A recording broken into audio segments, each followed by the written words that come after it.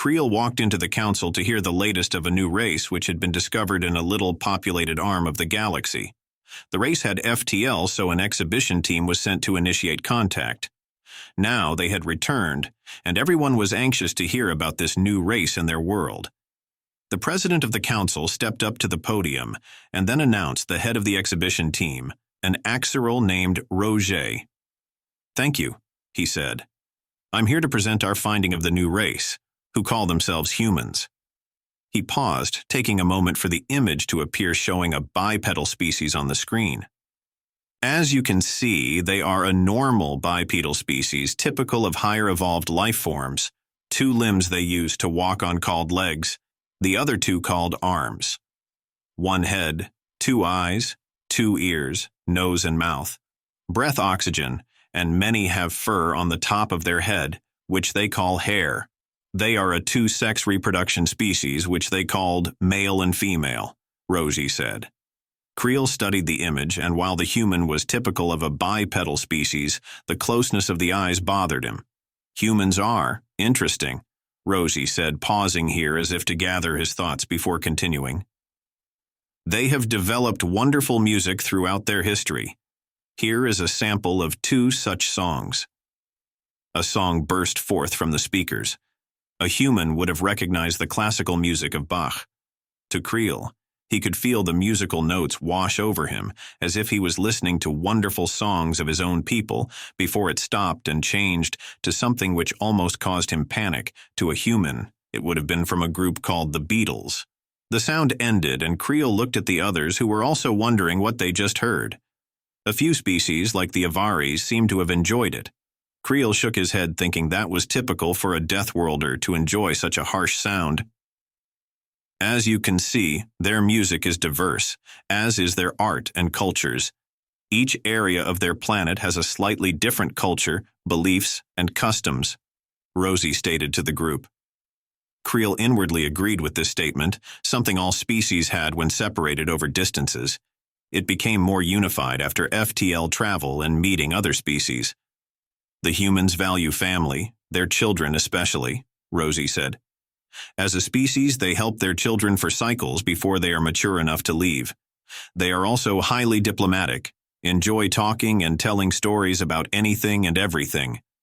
Their entertainment is beyond anything we have, and I have no doubt their technology in this field will be a boon to the Galactic Union and usher in a new era of entertainment for us all." He paused, taking a sip of his drink before continuing. "Humans value peace." Creel felt relieved at hearing that. The last couple of new races were very warlike in their nature and had to be watched closely upon entering the Galactic Union. Already multiple small wars had broken out among them and their neighbors. They've had good relations with their neighbors now for 50 cycles, and a strong trade with them, Roji said. The humans have even taken the lead in their arm of the galaxy to settle disputes among smaller worlds. If the arm wasn't so sparsely populated, we would have discovered them cycles ago. As it is, we learned they have had FTL now for 60 cycles. Creel could imagine how much a new race like this would help the GU. They sounded like a perfect candidate. Established in their part of the universe, leaders, new technologies, and societies all would be a boon to the Union. While on board one of their space stations, we encountered an enigma of a creature, which we learned applies to all animals on their homeworld. On the screen appeared a small, furry, 4-limbed creature sitting on a human's lap. The human appeared to be petting it. This is one of the favorite pets of the humans. They call it a cat.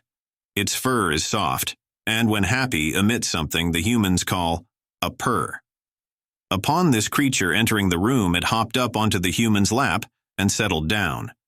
We found this purr to be comforting, and we were allowed to pet it. If we had known what this creature was, we would have approached it with as much caution as one approaches the Beleriu of Avaris. On any other world, this furry animal would be an apex predator. The entire room gasped at what was said. These cats are highly adept predators with retractable claws on their paws and fangs, which they use to great effect while hunting. The humans use this hunting trait of the cat to play with it. With that, a small video appeared of a human with some sort of stick and a bright-colored decoration at the end. The cat pounced upon it, biting and scratching, while the human seemed amused by it all. Even after all that, the human casually reaches down and pets the cat. Creel was a bit disturbed by this as Rosie continued on. We learned on the human homeworld there are larger versions of this cat which humans call lions and tigers. They hunt even larger prey. But this is only the beginning. They have small creatures, called ants, who forage, seem peaceful, yet will wage war on other ants or any animal which disturbs their nest. Another creature called a bee.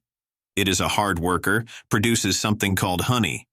It will be a delicacy among the galaxy, yet they will swarm anyone who disturbs their hive. They attack with stingers and something called venom, which is deadly to many creatures on their homeworld. Creel wondered about this world. It sounded extremely dangerous. It's not only the animals which are dangerous on this world. Many plants can be poisonous to other animals or humans. Some plants are even carnivorous. This doesn't even mention the fact that there are highly dangerous storms which constantly ravage the planet's surface, unleashing torrents of rain which causes flooding all over the planet. And we didn't witness the real threats in storms, which humans called hurricanes and tornadoes. In fact, many humans seem to enjoy the rain, which they don't find to be a threat. I even heard some even enjoy the sound of a thunderstorm to fall asleep to. At this, another sample video started showing a massive downpour of rain, along with flashes of lightning and thunder. This would have put fear in any other race, and humans use this sound to fall asleep to, Rayleigh continued. The plate tectonics of the planet are highly unstable, creating massive earthquakes and volcanoes.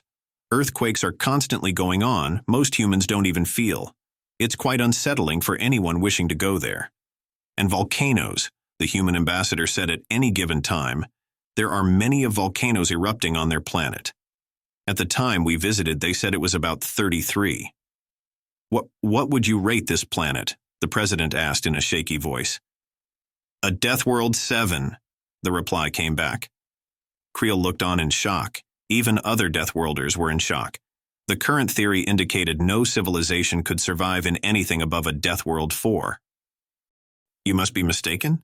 One ambassador asked, from one of the Death World emperors. No, we evaluated it quite closely. The humans are adept to change in their planet. They are one of the best builders in the galaxy, and... Here he stopped to look at the assembled ambassadors, making Creel uneasy with the long pause. Due to this, humans are quick to adapt to any situation, including war. A murmur broke out among the group before the president managed to get things back under control. What do you mean, war? Did you not say they value peace? Creel asked. Humans value peace tremendously, but a warning to all. Humanity appears fractured and disorganized. Do not mistake that for weakness. Rowley said to them all.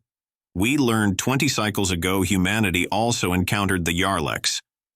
Creel recalled the Yarleks, a very warlike race which had waged war on the galaxy for over 50 cycles before suddenly disappearing 20 cycles ago. He paused at the thought. What was Rowley implying with that timing? Yes, many of you are aware of the timing. It was the Yarleks encounter with the humans which caused them to disappear. The Yarleks did as they normally do, attack without warning. To humanity, it was a declaration of war. Within a cycle, they had bombed the Yarleks' homeworld into submission. One cycle? Another ambassador said, surprise in his voice. Yes, they were quite specific about the timing. It seems the Yarleks attacked a civilian colony of humanity, Rowley said.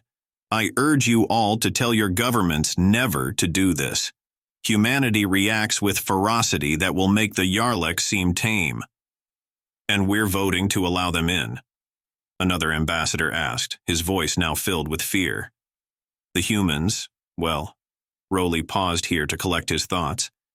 They don't wish to be part of us. A collective uproar at that thought. Were they going to war then? How could they fight a race that beat the Yarleks so easily? Then what do they want? The president finally asked, having regained her voice. An alliance.